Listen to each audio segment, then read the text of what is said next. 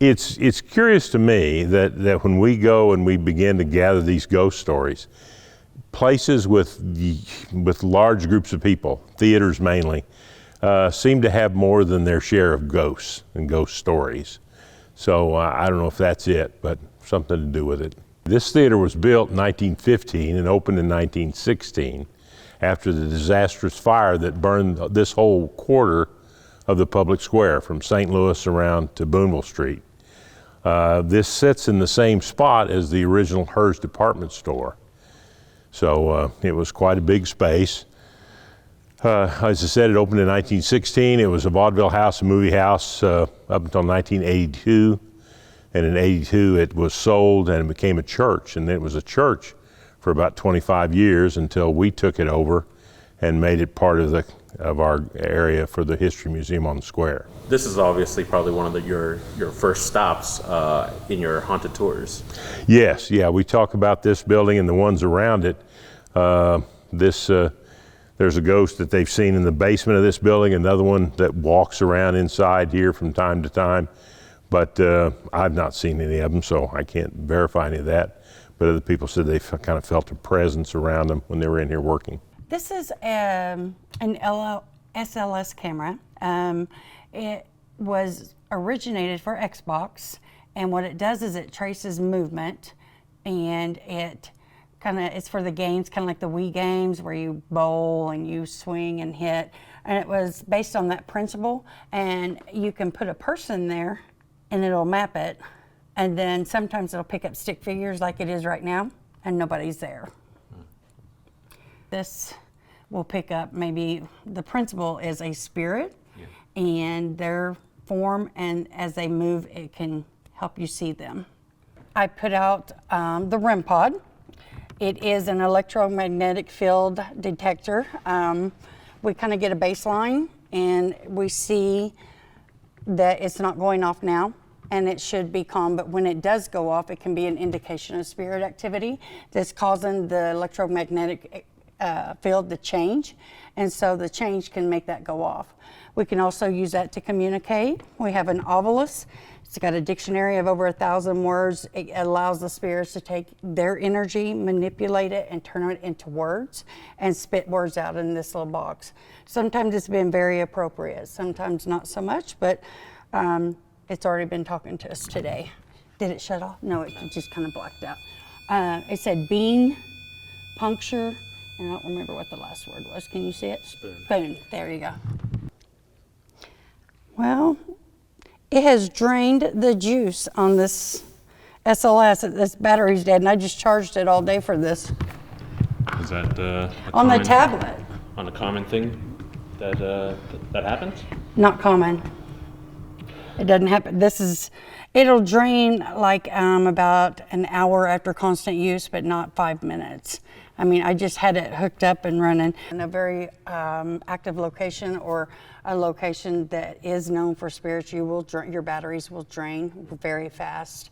You'll go through a lot of batteries, like you'll put a battery in a fire detector and then a smoke detector, and then next thing you know, it's dead again. Flashlights, TV remotes, they drain that because that's energy. It's usable energy for them. And it's dead. And we're just making sure that there's no hot spots so that if we come back later and we go to looking and we see something that's very cold or very hot, anything out of the ordinary, sometimes they can be cold and sometimes they can be hot. And things can be quite confusing. Look at that, you could almost think that that was somebody, and that's not. I'm betting you that's a reflection off the door. I don't know.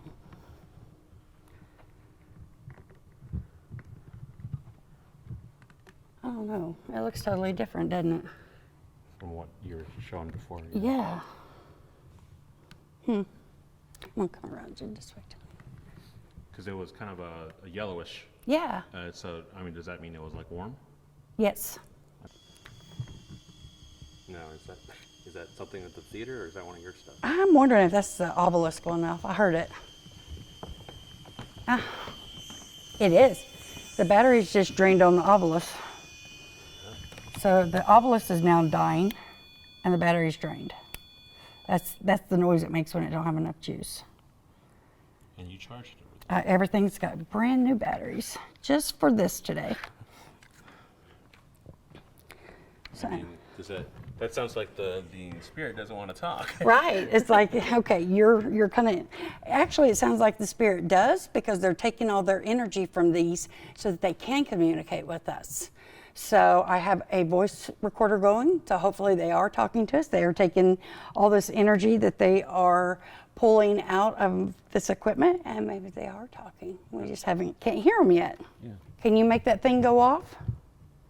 Or there's a little ball in front of it, harmless. You make it move and it has some lights on the inside, it'll light up. So can you do either one? It's up to you.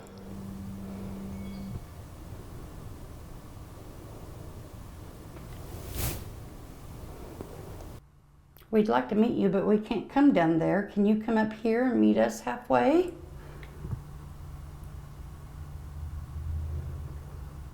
Tell us about your theater.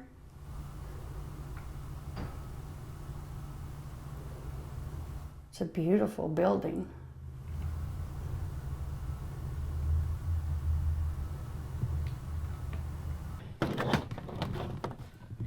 Yeah, it's completely fried.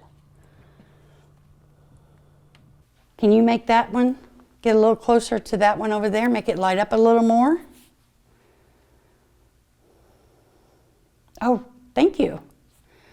So on the K2, we're not near it.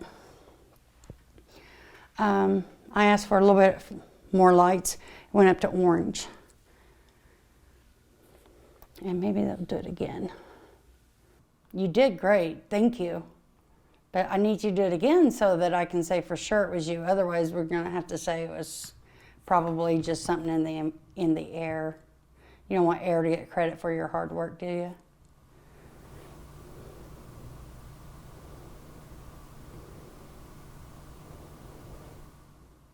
Thank you.